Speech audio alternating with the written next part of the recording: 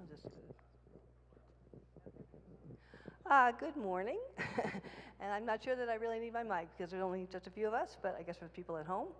For those of you who are here, we're glad you're here. And for those of you that are at home, we're glad that you're with us. And today what we're going to do, we have had Maggie Harmon with us all weekend. She's part of the Presbyterian Foundation. And she's going to speak to us a little bit about estate planning. That's part of what she does at the Presbyterian Foundation. And I'm not really going to go any further with that because I'm going to let her introduce herself. The only other thing I want to say to you all is starting next Sunday, we are starting our 6-week full to the brim Lenten Bible study, which we were doing in Sunday school. And if you're going to participate either here or in one of our small groups, you need to pick up a copy of the devotional because you need that in order to be able to participate in the discussion. So I have them with me. If people want them, I'll be glad to give them to you. If you're not here with us this morning, they will be in a box or a basket in the church office all week, and you can stop by and pick them up then. So with that, I'm going to turn it over to Maggie.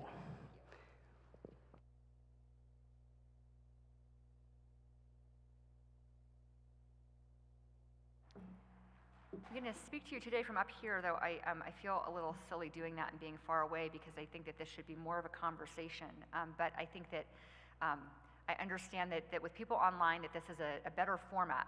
So my name is Maggie Harmon. I'm a ministry relations officer with the Presbyterian Foundation. Typically, I serve the Southwest, which is California, Nevada, New Mexico, Arizona, and Hawaii.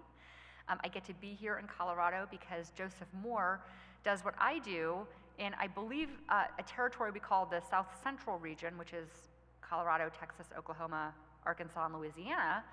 But he invited me to come here because he's working somewhere else this weekend and because this is his church. So he thought, well, let's have someone different. But he is a fantastic resource as well.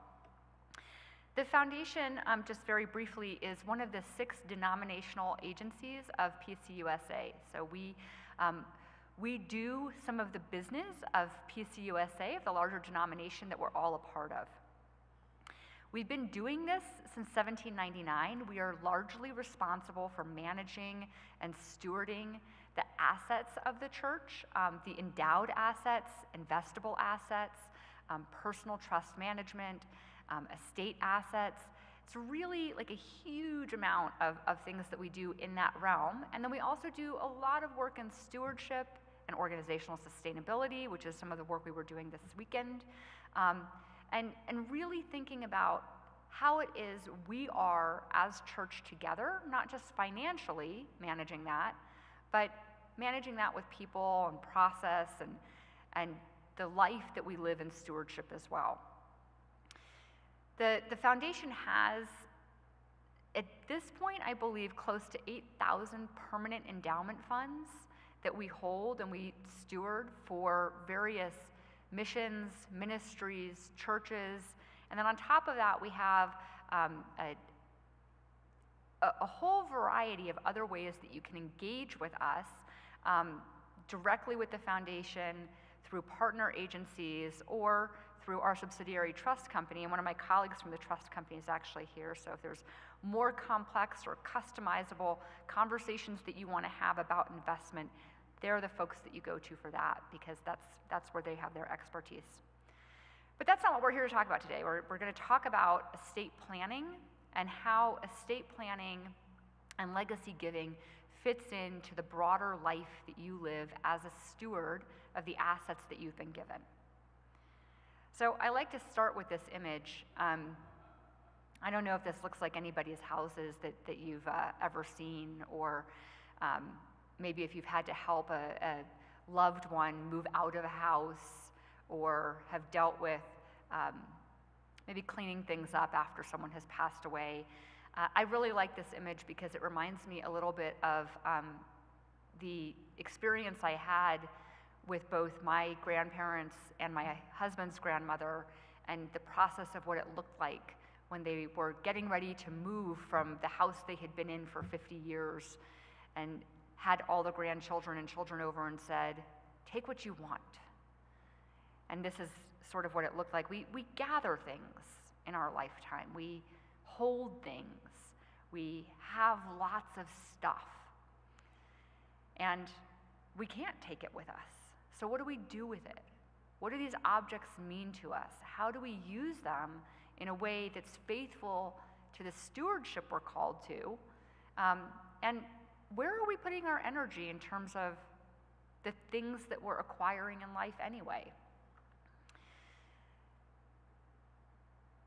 I want to talk a little bit technically and sort of tangibly about what an estate plan is and what it contains. Sometimes we have an idea of this, and I will say, I started my career as an attorney, and I worked in estate planning, estate litigation, and some other areas, and so I can get a little technical on this. But I think it's important because we tend to sort of bandy about terms, and we don't necessarily know what they all are and what the pieces are and what we actually need. So everybody should have a will. A will is a document that says, this is who I am, this is what I want done with my stuff, and this is what I want done with my person when I'm no longer here, when I die. A will is the only document that does that. And you have to have a will, regardless of whether or not you have anything else, because if you don't have a will, and you have, and I'll get to this in a second, if you have any assets that are not part of a structured trust, a will is what defines what happens to those things, because that's the document in which you say, this is what I want to have happen to them. In many states, if you don't do that, the state decides for you. And as smart as the state and the government can be, what they want to have happen to your things doesn't always align to what you want to have happen to your things. So it's important to have a will so that you can say, this is what I want to have happen to this. This is what is important to me. A trust fits into that picture because a trust is, I like to think of it as a basket. So the terms of the trust are what the basket is woven out of, and those terms control what happens to what you put into the trust. The technical challenge with a trust is you actually have to put things in it. That means you have to change title. That means you have to be instructive about what the trust owns and controls, because if it's not in that basket called the trust can't control it. So you have a will and a trust work together because you can have in your will language that says, everything I haven't actually put into that trust, I want to go into that trust, and then the terms can control. But you really need to have both working together, and you'll want to talk to an attorney if you're thinking about having a trust. A will you can often create on your own, depending on how complex your estate is. A trust you really need to work with an attorney on. Other pieces that you need to have what is a complete estate plan are an advanced healthcare directive. I'm sure that your doctor has talked to you about this. Neither your will nor your trust will provide instructions for what you want to have happen to you if you can no longer make decisions for yourself with respect to healthcare. And you really want to have this because depending on what your values are for how you want to be cared for, if you are taken to a hospital that is not aligned to that, and they have perhaps a different faith structure than what your values are, that will control what happens to you if you don't have an advanced healthcare directive. So for instance, if you think that it is okay to not have someone on life support and you do not want to be on life support, but you go to a Catholic hospital and you don't have an advanced healthcare directive, it does not matter what your family says. They will act, and then you will be subject to what those rules are unless you have something that says, I don't want that. That's what an advanced healthcare directive does. You also want to have a power of attorney for health and property. This is a power of attorney for healthcare is a little bit different than advanced healthcare directive. A directive is the actual instructions for how you want to be treated. A power of attorney gives someone else the ability to make decisions for you if you can't make decisions for yourself. So you really want to have both. A power of attorney for healthcare can include instructions, but it doesn't necessarily. So as long as I don't stay too long in any of this area, let me try and go a little bit faster so we can get to some of the more interesting stuff. If you have a retirement plan, you want to make sure you look at that as a part of your overall estate plan, because a retirement plan will not be controlled by the terms of your will or the terms of your trust. A retirement plan, often depending on how they're structured, are structured in a way where your instructions for how that retirement plan is disposed of on your death is controlled by what you've said in that retirement plan or who you've named there.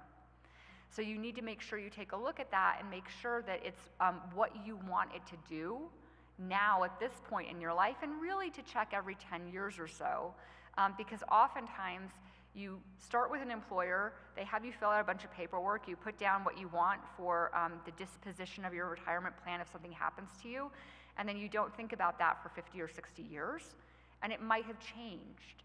And we think that a will or a trust will control it, but it won't. So you really do want to take a look at that. And finally, life insurance. If you have life insurance, you want to take a look at that, because that's another one of those pieces that sits outside of a will or a trust and has its own terms for how it gets controlled. So even if you're in your will, you say, I want everything to go to my son John, if your life insurance policy says, this is going to go to my sister Catherine, it doesn't matter that you said in your will everything to my son, because the life insurance will go to your sister. It's controlled outside of that. So you want to take a look at all these things and make sure that they're working together the way you want them to. The reason that I cover this is, again, because we can start to talk about legacy giving, and if we don't understand what all the technical pieces are that we use to actually affect our legacy giving, it becomes, I think, a little confusing for all of us.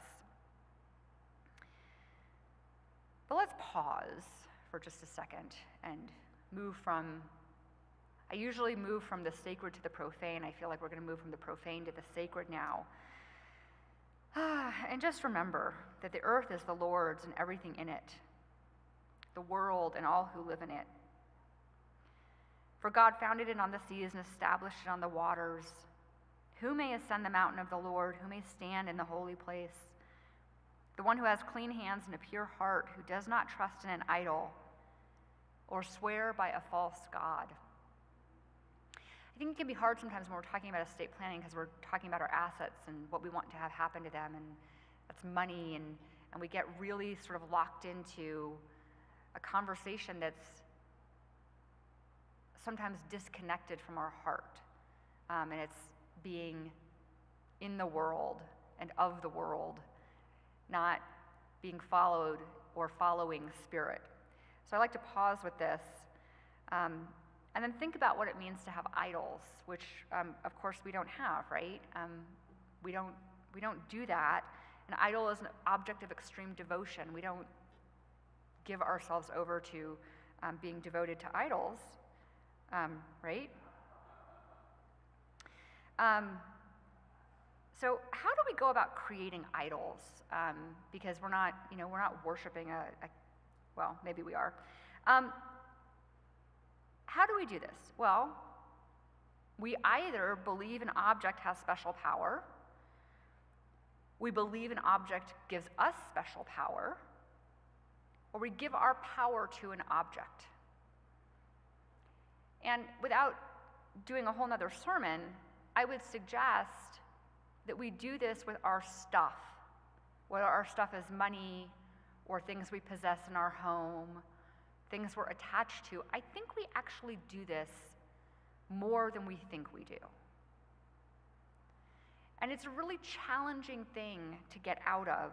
And I'm not here to preach that money is bad. I don't think money is bad. I think money is a tool that we can use that can be a really helpful tool for accomplishing the things that are important to us. But we have to remember that money itself is not the thing that's important, or the objects that we surround ourselves with. That those are the tools and the expressions and the ways in which we can affect what is important to us.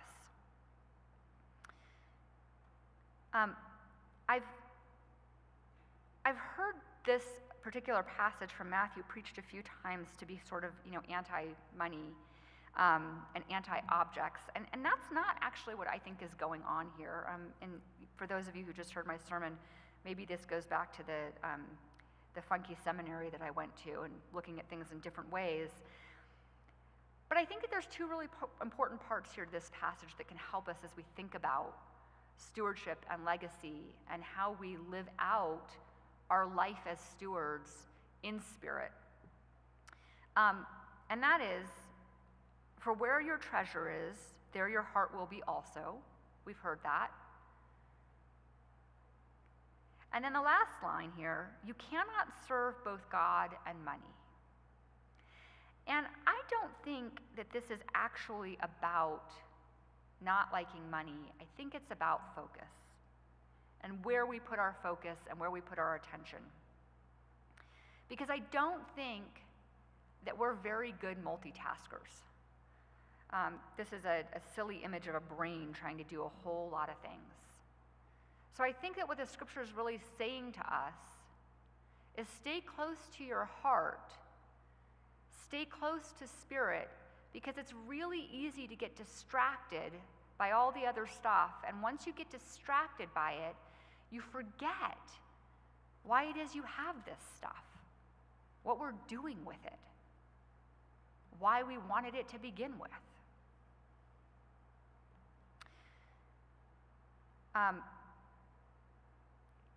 Someone asked me as they were leaving, are you an Old Testament scholar? And I said, no, but I do really like the Old Testament, maybe because I'm a lawyer, or maybe I became a lawyer because I like the Old Testament. Somehow those things fit together.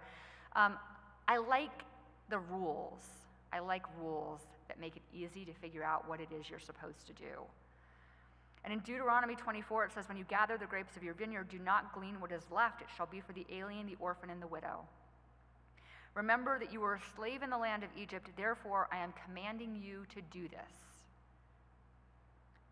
This is not I'm encouraging you to think about others, or, it's a nice thing to do. It is a commandment. I am commanding you to think beyond and to share beyond, because it isn't all yours.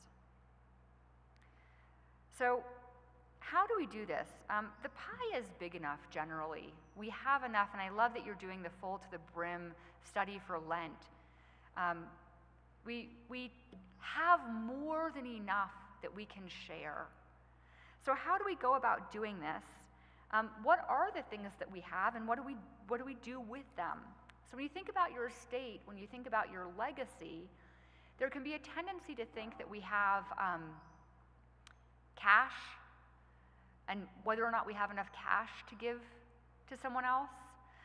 But you need to think about your estate in totality and as a holistic body of things that you can draw from, including real property, personal property, retirement plans, insurance, securities, etc., right? And you really want to look at these things differently, because as a steward, you're obviously already committed to caring for the things that are important to you. But some of these things can work better or worse in terms of how you want to give them to the people that you want to leave your legacy to. So for instance, right now, retirement plans, IRA accounts, with a tax law change, became less of a friendly thing to leave to your heirs, and really a better thing to leave if you want to leave something charitably, because the way the tax law change happened, you have to spend these accounts down if you inherit one a whole lot faster than you used to. And what that can mean, depending on how old you are when you inherit it, is that you're losing a lot more to taxes because you're in a higher income bracket than you would have been if you could wait and spend it when you yourself are retired. That's a basic example. But it's saying, I want to look at the whole pie, and I want to figure out how I use which different piece to affect the things that are most important to me in the most effective way possible. Really briefly, I want to cover some ways that you can do this. And again, this is going to be very brief because all of these are fairly technical, and we could have a long conversation about, which I would love to do because I like that. But an endowment is a permanent fund.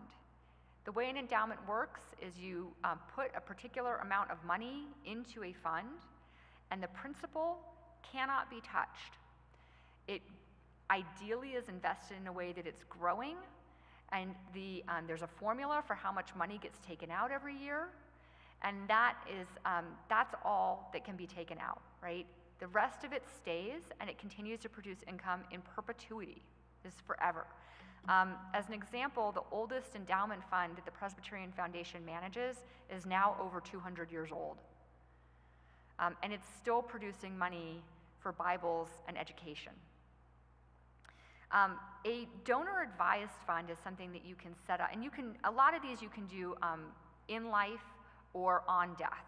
A donor-advised fund it's a really nice tool for consolidating your charitable giving and for potentially maximizing some tax savings on when there's going to be some sort of a transfer that might have a significant tax implication for you.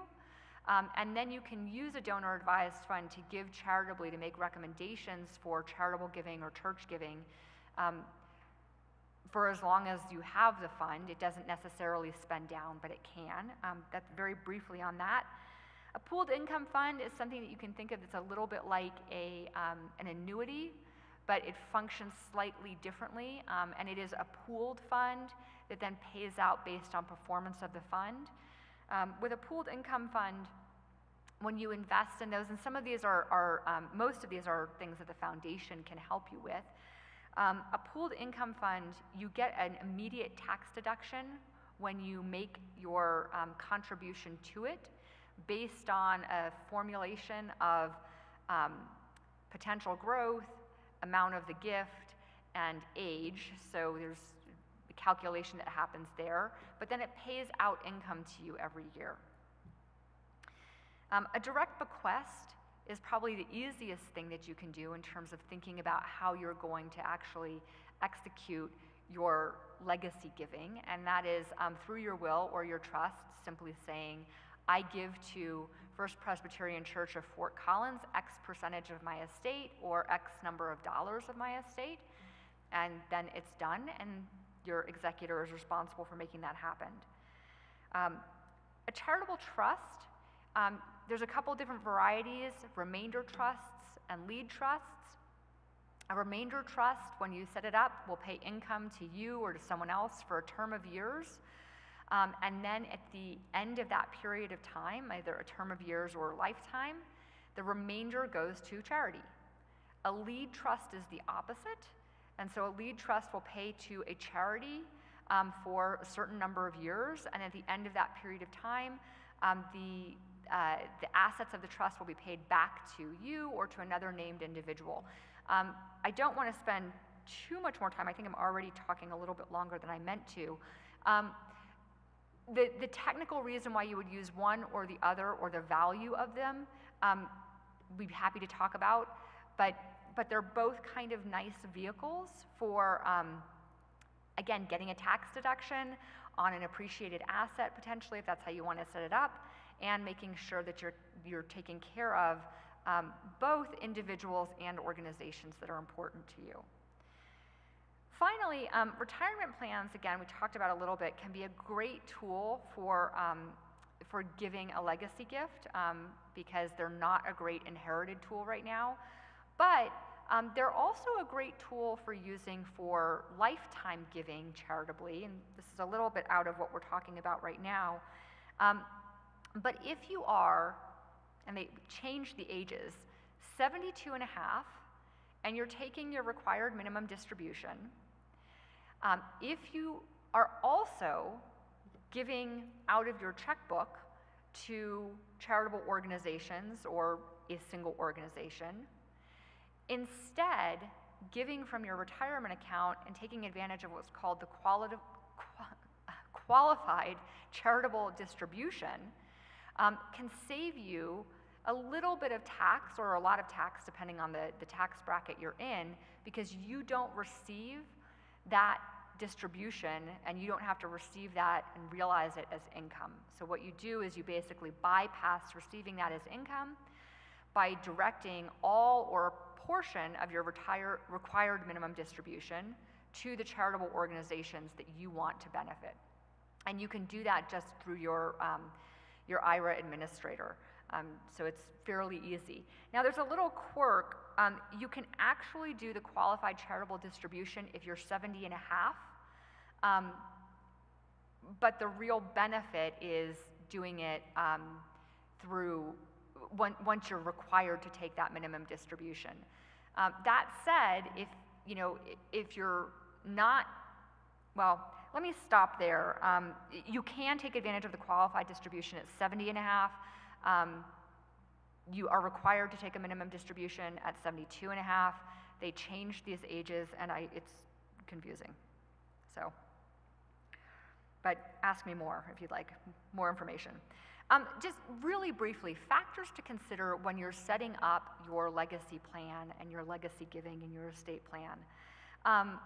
Depending on all those vehicles I just covered, and I'm sure that your brains are sort of spinning right now. But one of the things to ask yourself, and these are questions for yourself, is how complex do I want to make this? Do I want to have to deal with an attorney? Do I want to have to deal with an accountant? Do I want to have to deal with filing taxes around this thing? Because that will help you decide how complex or how simple you want to stay. Because the last thing you want to do is start down a path of leaving a legacy gift and find that it's way more complicated than what you're actually interested in doing. So just asking that for yourself can be really valuable before you start to decide exactly what it is that you want to do. You want to consider the amount you need to start. You also want to ask yourself if you have income requirements or income needs, because that will affect what you can or should be doing. I worked with a couple recently who wanted to leave a substantial gift to their church, but the only asset they had was their house, and they were going to have to sell their house in order to be able to move somewhere else because they couldn't keep living in their house. And they asked me to come and talk about what kind of gift they could actually make when they sold their house to the church, and they were talking about setting up an endowment. And I said, you shouldn't do any of that, which maybe I'll get in trouble for with my job, except I'm not trying to sell anything. And I said, you shouldn't do anything, because this is the only asset you have. And it's wonderful that you want to be generous, but what we need to do is talk about a bequest, or we need to talk about doing something at the end of life, because you need to make sure that you've got what you need to continue to be able to live. So you want to really think about that for yourself, not because you want to hold something back, but because you don't want to put yourself in a situation where you're not safe because you wanted to get into a vehicle or someone told you that you should get into a vehicle that isn't exactly right for you. So you really want to think about these things. You want to think about whether or not you're going to get a tax benefit from this, and whether or not you need that tax benefit. And then finally, you want to think about whether or not you want ongoing control. Because with some of these things, you're giving up control completely, and then it's over.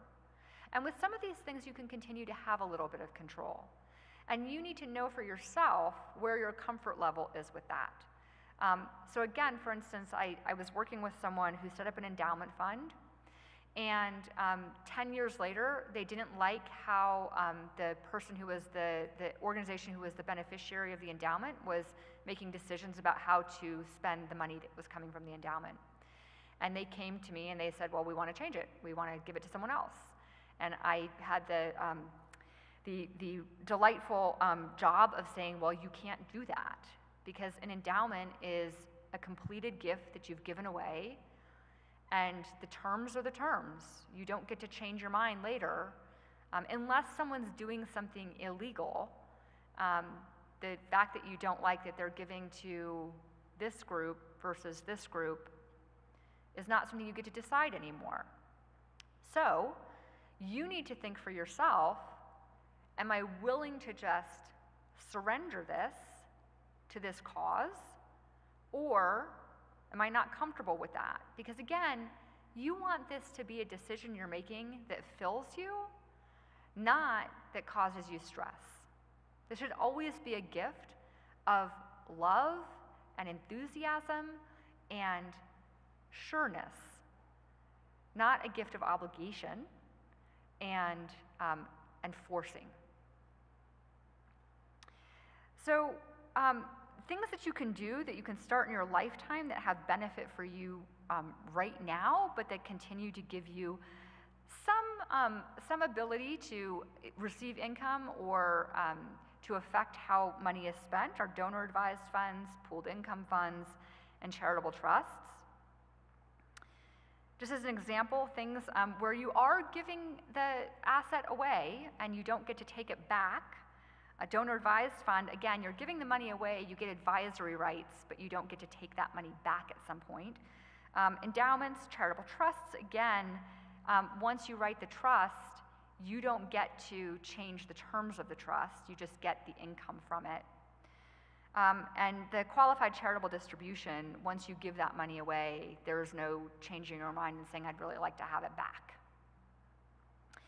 Things to do that are easily done or fit well with giving at the end of life, bequests, charitable trusts again, in particular if you're leaving assets to children or the next generation, that can be set up on death. And then endowments, again, are a great way, basically through a bequest, to set up an endowment. That's all the serious content I have. I know it was a lot, and I spoke quickly, and there's a lot of technical stuff in there. So this is when we can have questions, or you can say, thank goodness I'm out of here.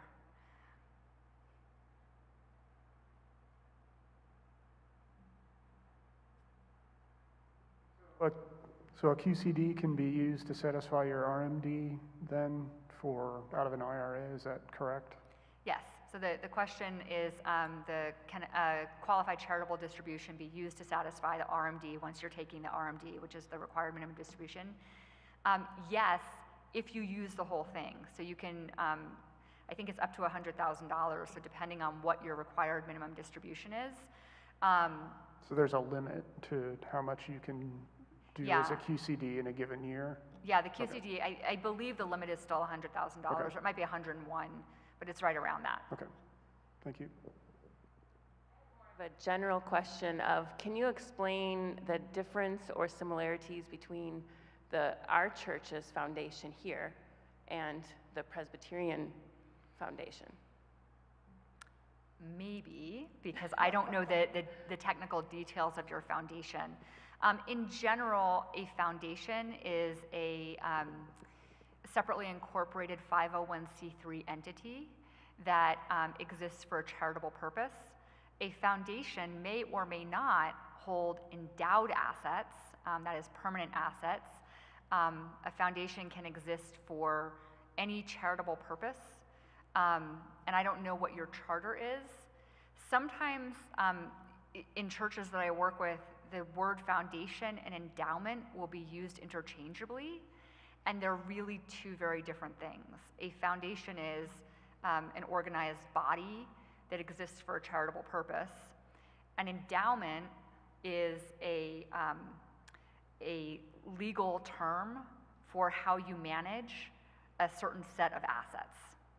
Does that help? Yeah, basically we're completely separate. Yes. Okay.